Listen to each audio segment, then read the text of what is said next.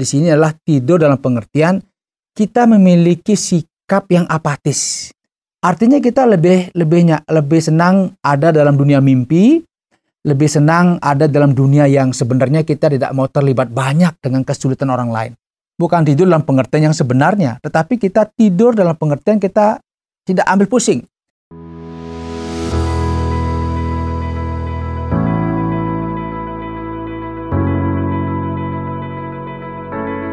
Saudara, minggu yang lalu saya bicara mengenai bahagia itu sederhana. Salah satunya dengan cara apa? Menunjukkan kepedulian kita kepada orang-orang yang ada di sekitar kita. Saat ini saya mengajak kita berpikir tentang satu hal, yaitu tidur itu merusak hidupmu. Wah, ini jangan-jangan salah teori ya. Ternyata menurut pakar itu tidur itu bisa merusak hidupmu. Tentu bukan itu maksud saya. Karena sebenarnya tidur yang baik itu adalah 7-8 jam sehari. Artinya tidak peduli apakah malam atau siang, yang penting diusahakan 8 jam sehari. Karena itu akan memperbaiki sistem metabolisme kehidupan kita, sistem sel-sel yang ada itu akan membuat kita lebih sehat. Ternyata jika kita tidak tidur baik, itu akan membuat kita menjadi tidak sehat. Bahkan orang sulit untuk berkonsentrasi. Ada orang yang sehari cuma tidur 2 jam. Saya percaya dia akan mudah emosi, dia akan mudah tersinggung karena apa? Memang kurang tidur itu nggak bagus. Karena itu kalau kita lihat orang tidur, ya bersyukur karena dia masih bisa tidur dengan baik. Karena tidur itu baik untuk kesehatan. Tetapi rupanya ada tidur yang merusak kehidupan kita. Yang saya maksud di sini bukan berarti tidur dalam pengertian yang sebenarnya. Tetapi yang saya maksud di sini adalah tidur dalam pengertian kita memiliki sikap yang apatis. Ini masih ada kaitan dengan minggu lalu ya. Kita memiliki sikap yang apatis. Kita mementingkan diri kita sendiri. Kita mencari selamat sendiri. Itu yang saya katakan sebagai tidur. Kita tidak produktif. Kita tidak melakukan hal-hal yang seharusnya bisa kita lakukan. Kita lebih nyaman dengan seolah-olah nggak mau tahu dengan urusan orang lain. Bahkan ketika dengar orang punya masalah, kita akan bilang, itu bukan urusan saya. Ketika kita mungkin mendengarkan orang lagi dalam kondisi yang berat, kita bicara, itu bukan urusan saya, itu urusan Anda. Itu saya katakan sebagai kita tidur. Artinya tidur kita tidak mau melakukan sesuatu yang bisa kita lakukan untuk menolong orang lain.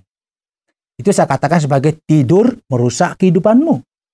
Artinya kita lebih senang ada dalam dunia mimpi, lebih senang ada dalam dunia yang sebenarnya kita tidak mau terlibat banyak dengan kesulitan orang lain. Padahal kita hadir di tengah-tengah dunia ini tentunya kita ditetapkan oleh Sang Pencipta agar kita bisa berbagi dengan orang lain. Paling tidak kita mendengarkan keluh kesah orang lain. Paling tidak kita mau mendengarkan kesulitan orang lain. Itu bagi saya sudah sangat baik untuk menolong orang yang berada dalam kesulitan.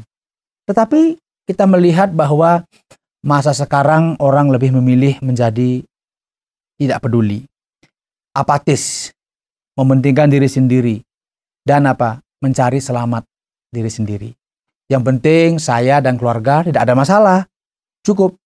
Padahal kita hadir di tengah-tengah dunia ini, kita dipakai oleh Sang Pencipta untuk kita bisa juga memberi bantuan kepada orang lain. Atau mungkin kita simpelkan lagi.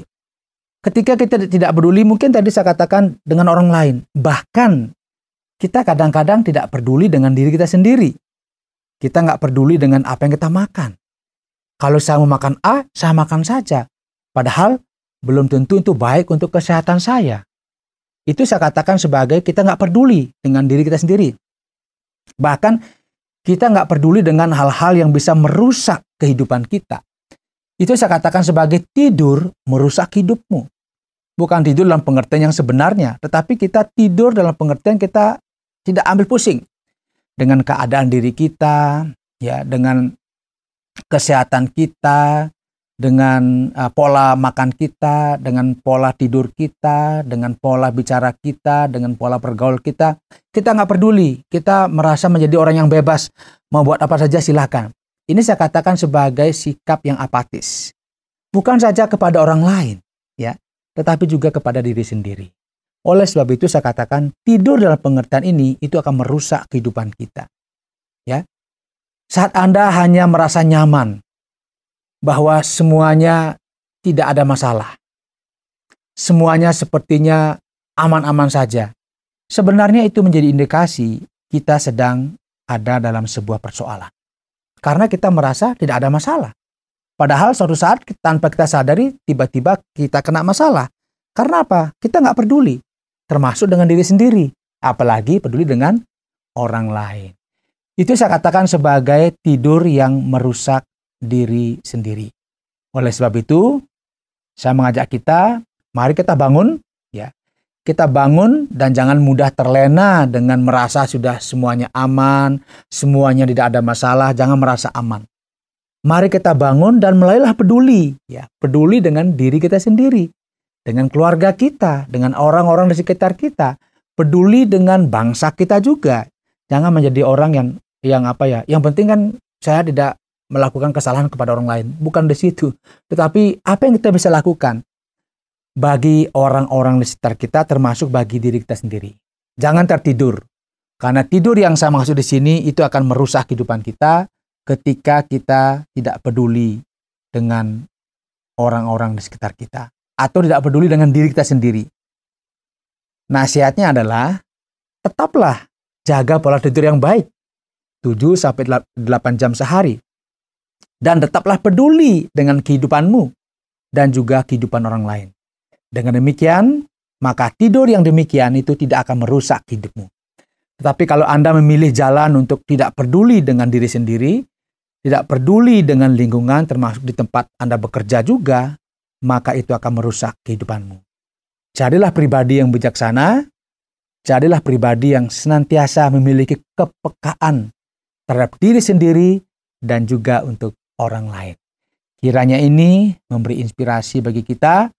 Sampai jumpa dalam program selanjutnya. Terima kasih Anda sudah mengikuti program kami. Jika Anda diberkati, jangan lupa like, komen, dan share supaya Anda tidak ketinggalan setiap program terbaru kami. Jangan lupa juga untuk subscribe channelnya dan nyalakan loncengnya.